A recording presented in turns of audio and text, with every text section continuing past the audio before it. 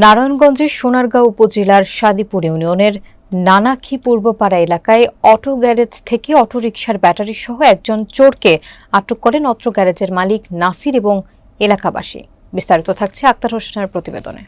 আটককৃত চোর পারভেজ মিরের টেক এলাকার শফিক মিয়ার ছেলে এবং অত্র অঞ্চলের দুর্ধর্ষ চোর চক্রের সদস্য। তার স্বীকারোক্তি থেকে জানা যায়, নানাখী পূর্বপাড়া এলাকার আব্দুল আওয়াল মিয়ার ছেলে শেখ সাদি দীর্ঘদিন যাবৎ এই অটো চুরির সঙ্গে জড়িত এবং তার একটি চোর চক্র সিন্ডিকেট রয়েছে।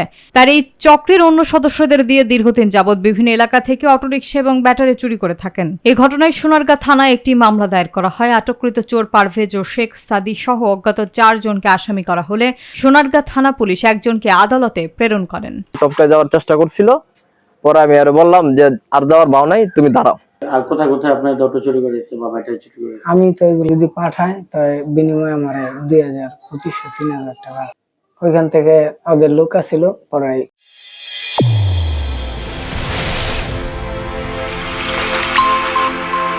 চ্যানেল A1 হৃদয়ের স্পন্দন।